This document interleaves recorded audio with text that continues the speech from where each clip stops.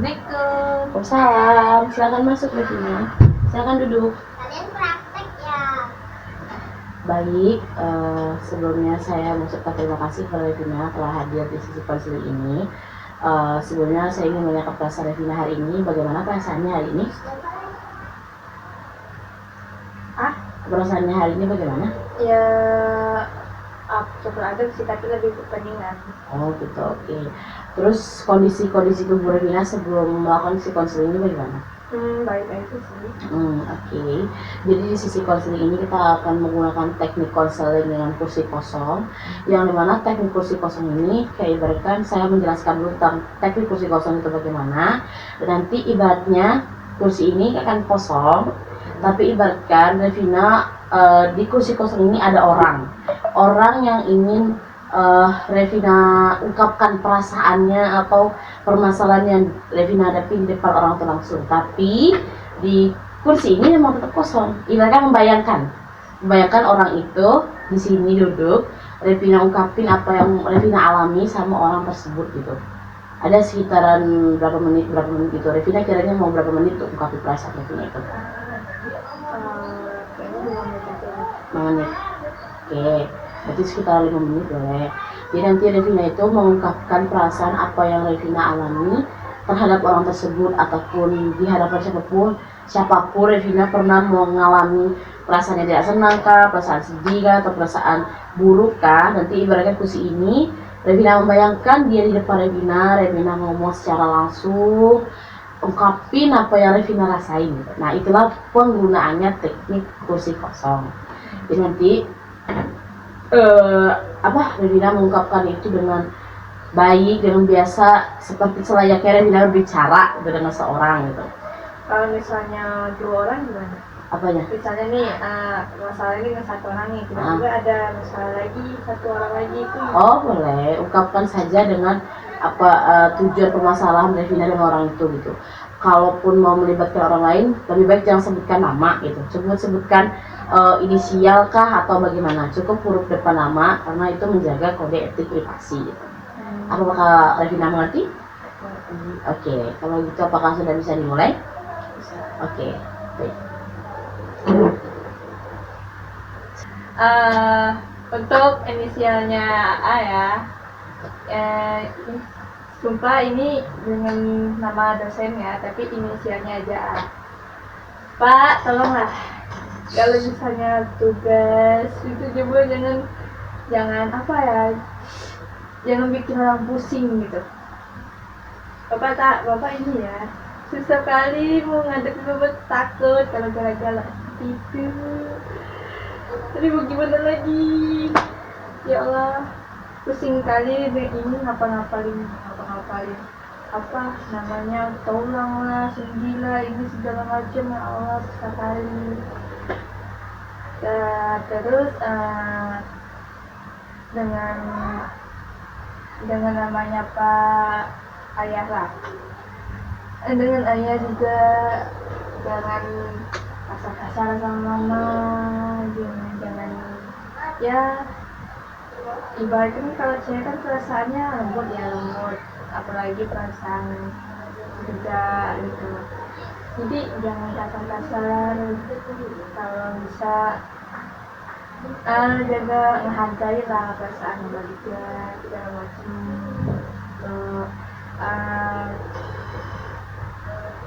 Apa ya, pokoknya kalau kedepannya juga Bapak juga nggak mau punya suami yang karakternya kayak Bapak. No, nggak boleh. Ayu tuh boleh lah, orangnya penjualan, nggak apa-apa, asalkan dia nggak ada kasar, nggak ada ngomong kasar, nggak ada main tangan, nggak ada main apa segala macam. Pokoknya apapun itu cowok Ayu, mau itu derajatnya tinggi, mau itu derajatnya rendah, Ayu nggak mau punya cowok yang kasar. Terus nggak mau cowok juga yang bohong, juga nggak mau cowok yang main tangan, ngomong kasar sudah nggak mau lagi. Pokoknya pengalaman dari papa itu Ayu nggak mau terjadi pada Ayu sendiri. Ya belum tentu juga sih kalau misalnya belum tentu juga orang itu baik sama pendidikan yang tinggi, tapi belum juga tentu perasaannya tuh ada baik sama ayunya, baik sama kasarnya, kan nggak tahu tuh. Kalau bisa kita kan uh, pasti itu kan terungkap ya kayak mana perasaannya. Jadi Ayu nggak mau sampai terjadi ulang sama masa depan Ayu, mau itu gajinya tinggi dari Ayu, budgetnya nggak tinggi, pokoknya Ayu mau gitu. Ayu maunya itu nggak mau kasar-kasar, punya suami kasar, gitu aja.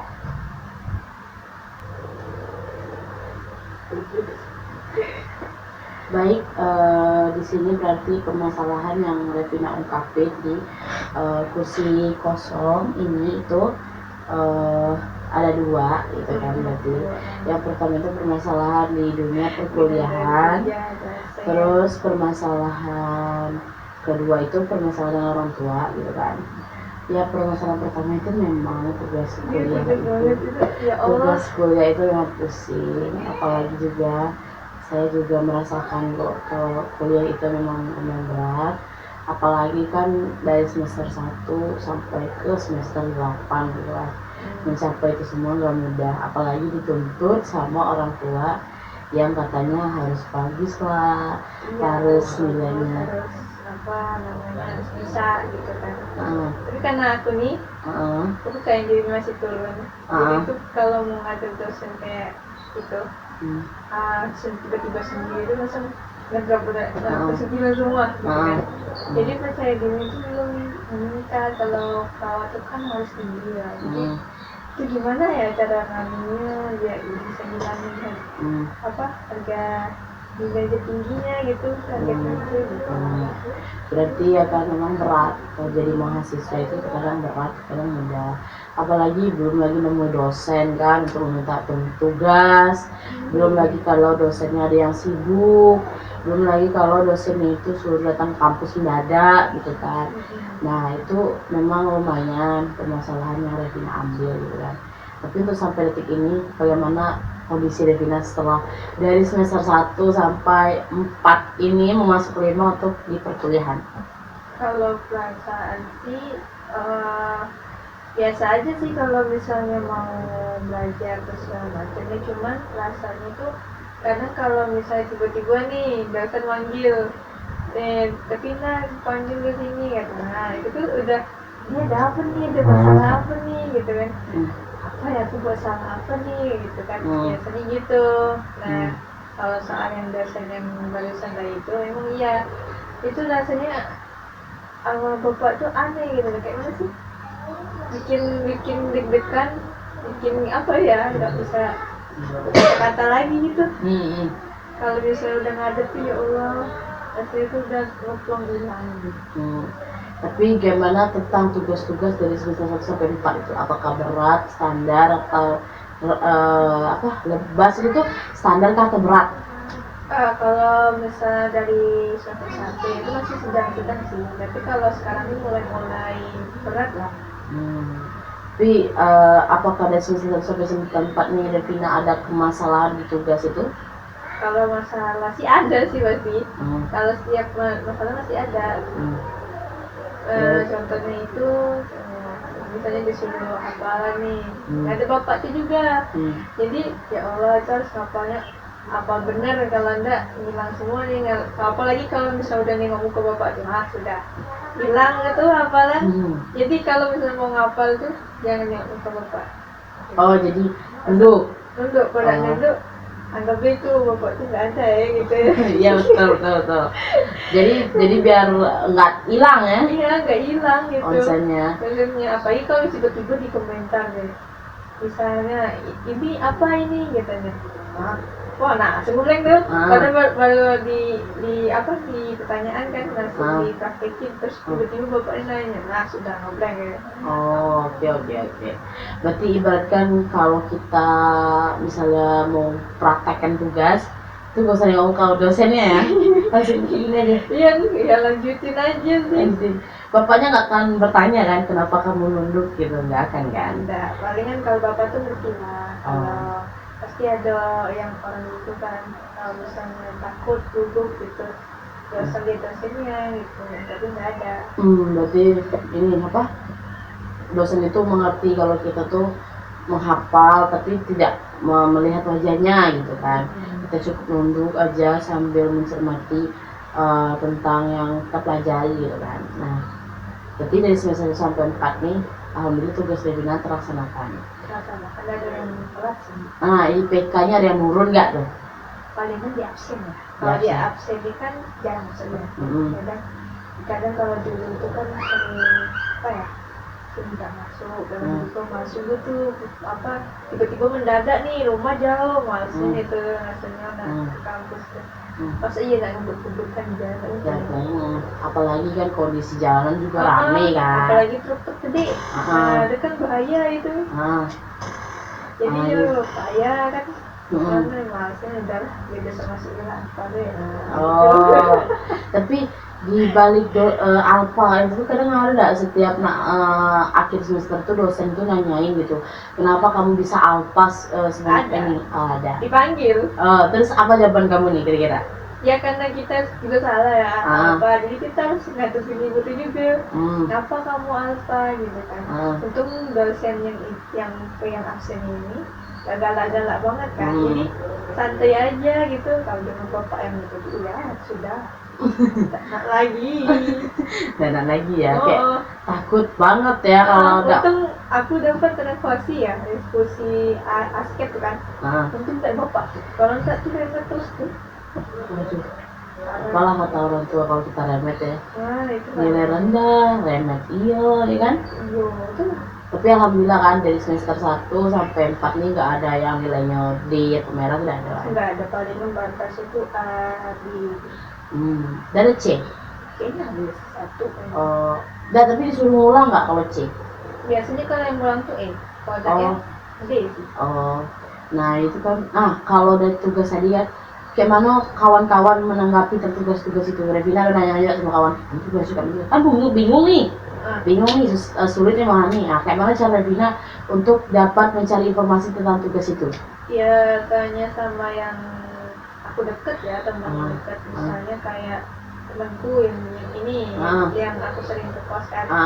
Nanyain sama dia, kalau dia nggak tahu berarti nanya yang lebih tua. Ada tuh temanku, dia lebih tua tuh, dia ngerti kan.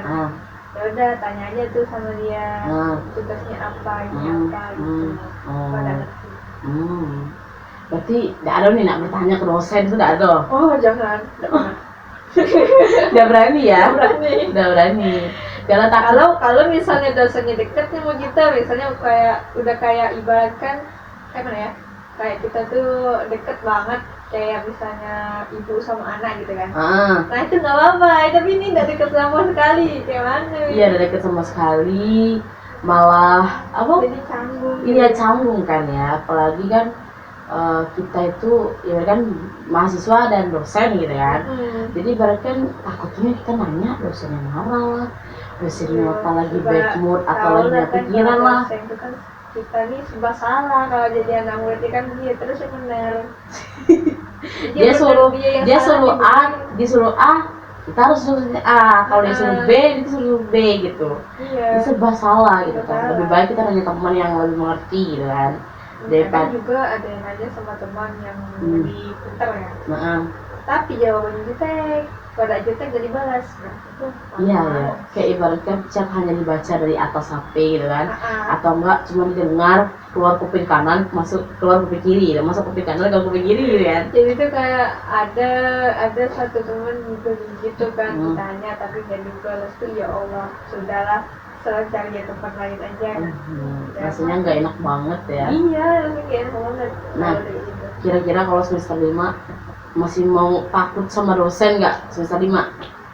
Kalau semester 5 nanti nggak tahu lah kayaknya kalau dengan Pak Adi Pak Bapak ini kayaknya lebih takut lagi. Jadi kan permasalahan Devin itu tentang dosen tadi ya, yang dosen itu dosen itu kadang takut kita menghadapinya, terus takut dengan tugasnya. Nah terus kemudian permasalahan kedua ini tentang Revina yang bermasalah dengan orang tua, tentang kebijakan Revina sendiri dalam memilih pasangan. Soalnya Gimana? waktu itu kan pernah bapak bilang kan, aku ada dapet nih cowok yang papa kan kemarin sebelum sama yang ini, papa bilang cari cowok tuh yang beragamanya tinggi. Sampai aku jodoh ini sama orang anak siapa ya, kampus yang agama itu apa namanya? UIN. Nah anak UIN. Ya di situ justru apa ada kenalannya sama dia gitu kan. Nah aku nggak mau kan kalau dikenal kayak gitu kan. Siapa tahu itu cowok cewek lagi gitu kan. Nah, jadi kepikiran ke situ kan. Nah udah dapet yang agamanya juga lumayan nih. Kadang juga sholat, ngaji juga, apalan juga kan. Apalan juga lumayan lah kalau apalan gitu. Nah sudah dapet yang alim gini, aku bilang gini, kenapa nggak nyari cowok yang setara gitu. Maksudnya tuh yang kan aku perawat nih, jadi tuh harus yang berani lebih tinggi gitu kan. Jadi udah dapat yang alim mau gitu minta tinggi. Kan belum tentu ya, itu ada temanku kan dari pengalaman temanku juga nih. Temanku kan perawat juga nih, ada dia punya cowok perawat juga, udah kerja tapi dia cuma jadi di perasaan itu cuma tidak dihargai sama sekali gitu. Jadi aku di situ tuh belajar kan, itu aja udah derajatnya tinggi sama-sama gitu kan. Tapi dia aja nggak bisa menghargai, nggak bisa menghargai kita. Jadi nah itu jadinya pokoknya kamu tuh mau apapun sih cowoknya, mau derajatnya tinggi, mau derajatnya rendah gitu kan, ya kalau bisa dia menghargai gak apa-apa gitu. Pokoknya kunci aku dari cowok tuh menghargai. Kalau udah menghargai gak kasar juga.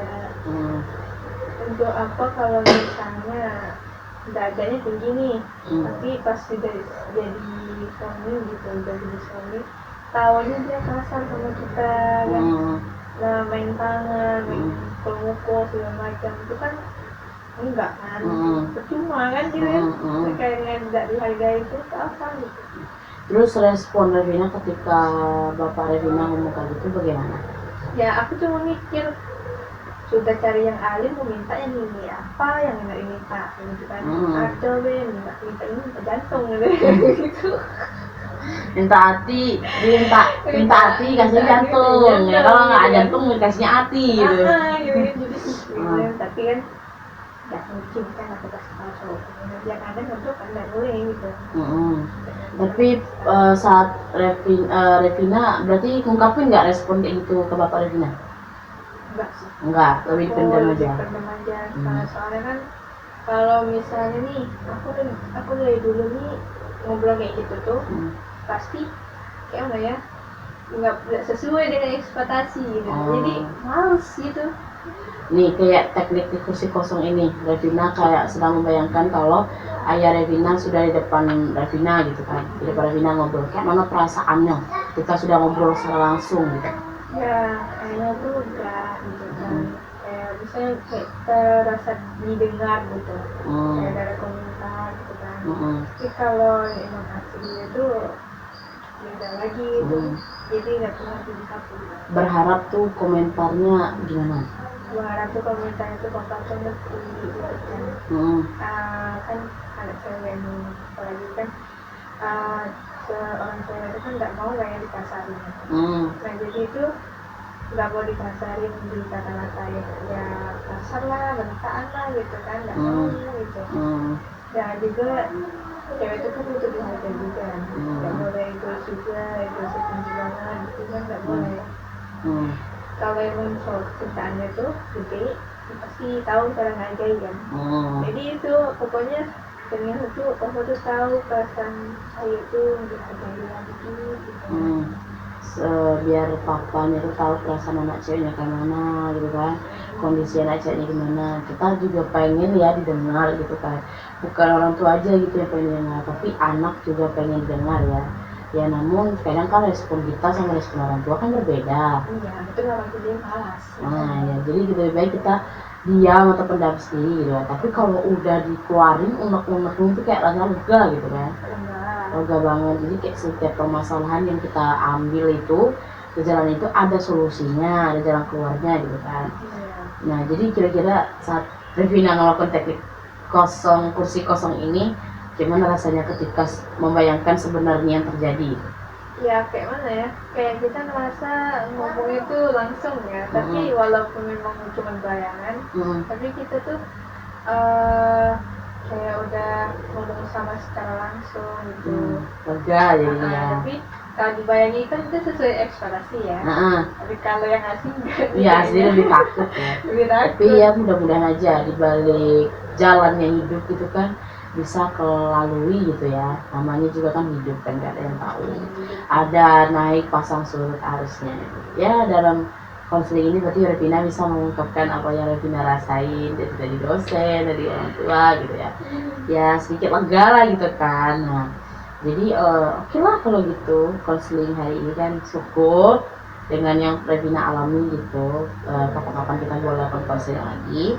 Saya ucapkan terima kasih telah mau melakukan sesi konseling ini bersama saya. Baik, saya akhiri. Wassalamualaikum warahmatullahi wabarakatuh. Waalaikumsalam.